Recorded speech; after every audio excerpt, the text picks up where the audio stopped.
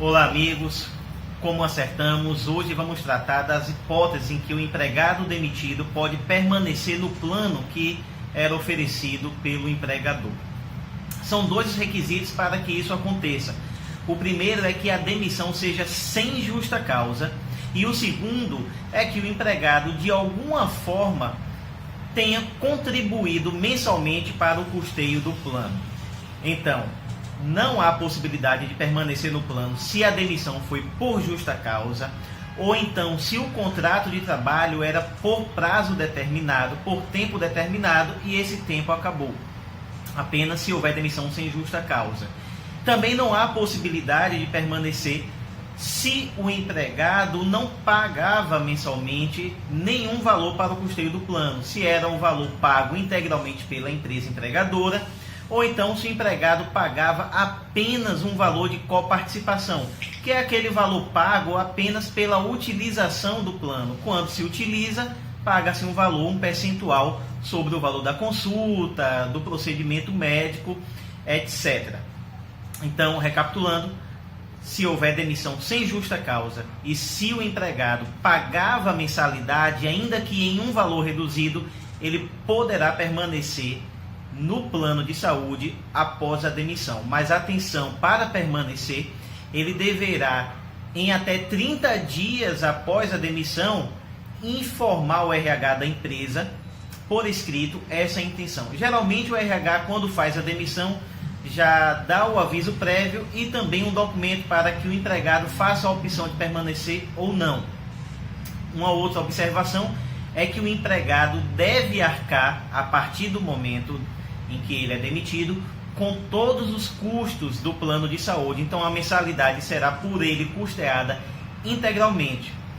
Também não deve haver nenhum tipo de diferenciação entre os empregados que permanecem na empresa e aqueles que foram demitidos.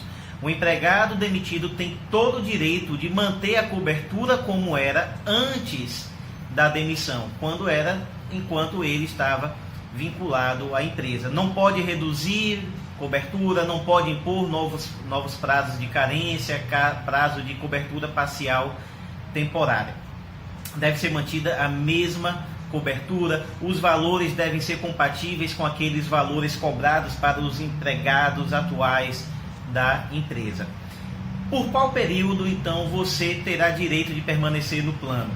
É uma proporção, vai ser um período proporcional à sua permanência no plano de saúde em decorrência do vínculo de emprego.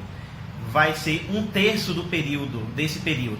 Se você ficou, por exemplo, 20 meses vinculado à empresa, você divide por 3 e vai chegar à soma do período em que você tem direito de permanecer no plano de saúde após a demissão. Agora, atenção, a resolução da ANS que trata do tema determina que você terá direito de permanecer no mínimo 6 e no máximo 24 meses. Dessa forma, ainda que você tenha trabalhado, por exemplo, 10 anos em uma empresa e nesses 10 anos permaneceu vinculado ao plano de saúde, pagando e foi demitido sem justa causa, você só poderá permanecer no plano por até 24 meses, certo?